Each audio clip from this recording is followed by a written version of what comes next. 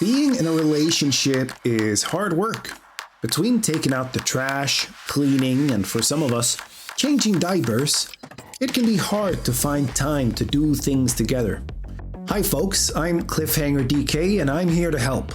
Today I'll be sharing 5 game concepts as well as practical examples of games that you can enjoy with a non-gaming girlfriend.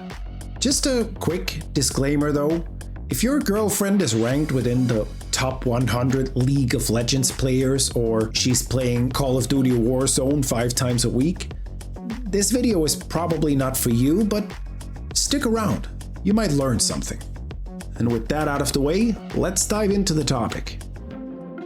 Well, for our first pick, I just want to say that puzzle and mini games on the smartphones should definitely not be underestimated, and actually I consider them great picks for a non-gaming partner to get into gaming. A personal example of mine would be Wordle, which is a daily word puzzle from the New York Times that's online and freely available. What's so great about Wordle is that you can whip out your phone right as you go to bed. Wow, that sounded wrong. You can, when you're in bed, you can whip out your phone. Oh, yeah. And you can pull out Wordle and you can just take a quick round. It's gonna take 5 to 10 minutes and together you have to guess the word of the day. And it's something that both of you can engage in. A great alternative if you want something that's a bit more gamey would be the Game 3s. It's gonna cost you a little bit of money on the App Store. I think both of these are just great examples of simple puzzle games that anyone can get into, and what's so great about these alternatives is that there is no time pressure, they're easy to start and stop at any time, and they will introduce simple gaming concepts for partners who are maybe not used to them. For my next recommendation, I'm gonna go with something that's very cozy and easy, but still a little bit more gamey, and here I think Stardew Valley is just the perfect choice. I would describe Stardew Valley as a farm sim RPG, but it's just so much more and very deep, and I think most people would compare it to something like Animal Crossing, My Time at Portia, or Disney Dreamlight Valley. What's so great about Stardew Valley specifically is that it has a very gentle learning curve, and it also has cooperative gameplay, meaning that you can play together on the same screen as separate players. Stardew Valley is definitely one of those games where you can really take your time and focus much more on enjoying the experience, not so much on stressing about the outcome of the game. Stardew Valley specifically is one of the first games that I started playing with my girlfriend, and even though she came for the simple mechanics and the fantastic gameplay loop, she really stuck around for the animals. Look at these cows, how cute they are, right? They're cute. I think they're cute. So for Stardew Valley, what makes this a great alternative opposed to the others I mentioned is that you can either play in local split screen, or if like us you have a baby you have to take care of, you can take turns. It's also available on all the platforms, meaning it's on PC, Nintendo, Xbox and PlayStation, both this generation and the previous generation. And before we move on, I think it's also worth mentioning that just this year, Stardew Valley released a new substantial update. IGN re-reviewed the game and gave it a full 10. I know for some of you that's not going to hold a lot of value, but I think it speaks to the quality of the game. Now for our third example, it's going to be about a license that your partner's interested in. For me specifically, this ended up being Hogwarts Legacy. My girlfriend loves Hogwarts Legacy and everything Harry Potter. I'm not a huge fan myself, I actually never really liked Harry Potter, but I have to say Hogwarts Legacy, it's a good solid game, man. Like, it's a really good game. I probably wouldn't throw this one immediately at your partner because the game is 3D, meaning that if you play with a joystick you have to control the camera with the right thumbstick, and for a lot of non-gamers that can be very daunting.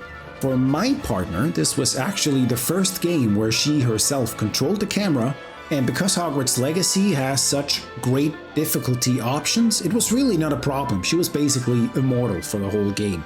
Still, even though she was playing, Hogwarts Legacy was a bit of a shared experience where she was the newcomer to gaming and I was sitting next to her sharing my gaming wisdom.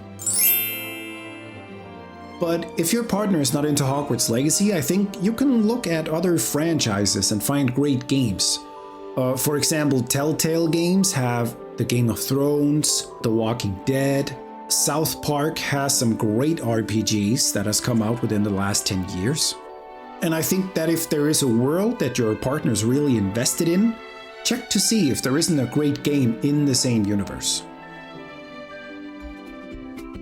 Now at our fourth hit, there's just no getting around. Party games are a great go-to for a relationship or party nights. And when talking about party games, there is just no way getting around that Mario Party is just a fantastic franchise. Like, the mini games are so simple, it's basically a board game. You have all the time in the world to learn the controls. And the game is just made for families, meaning that control scheme is very doable and very easy to grasp. Some other great alternatives would be Just Dance. Anyone can play Just Dance, all you have to do is wave your arms and you're playing Just Dance. Looking outside of Nintendo, some other great recommendation I can give you would be Overcooked 2, where you work together as a team. It can be a bit chaotic, so if you have a stressful relationship already, maybe this is not the game for you. Another personal favorite of mine would be Keep Talking and Nobody Explodes. The premise here is that one player is looking at the bomb on the screen and trying to disarm it, while another player or other players in the room are not allowed to see the bomb, but they have the bomb defusal manual. Both of these are also fantastic and a really good time. I would also be remiss if I didn't mention the Jackbox party games, as well as a favorite that we've been playing here in our home, the Trivial Pursuit games from Ubisoft, because who doesn't like a great quiz show, right? I mean, clearly the genre of party games is just very diverse, and if you know another couple who's up for it, then a couple's game night is definitely a great option. And then coming in at number 5, it's gotta be The Sims. Look, I know Sims gets a lot of hate for all the DLC, and to be honest, it's a bit much. But there is just no denying that the gameplay loop in The Sims is kinda great. You make your own characters and you build a house, and I know for my girlfriend specifically, she has spent hours and hours on making the perfect Sims, building the perfect house, and then playing with it for 10 minutes. But there's just something that's so fun and interactive in doing this as a couple. The Sims 4 is a great option if your girl has a bit of a creative itch that she needs to scratch. Back when I used to play The Sims 4, something I thought was really fun was just making a virtual version of myself and making that character a lot more successful than I'll ever be. That's fun. Also, if you're making a virtual version of yourself as a couple, and recently, the developers of The Sims 4 also announced that there will be a free polyamory, whatever. There'll be a free update so you can have more, let's say, open-ended relationships. And I know that the community is very excited about that, so if The Sims 4 is something you and your girlfriend are into and you wanna spread your wings, I guess that's gonna be an option soon. So, there you have it. 5 game concepts that are perfect for sharing with your non-gaming partner or girlfriend. These have all been successful in my relationship to some degree. I mean, we have a baby, so I consider it a success at least. If you enjoyed this video or found it helpful, make sure to hit that like button to let the YouTube gods know that other people should watch it and support the channel. Also, if you're like me, you can't wait to play Grand Theft Auto 6, and that's gonna release next year. But till then, I made a list of games that I recommend playing in the meanwhile to scratch that itch. I bet you'll find some of my choices surprising. Thanks for watching, have a good one.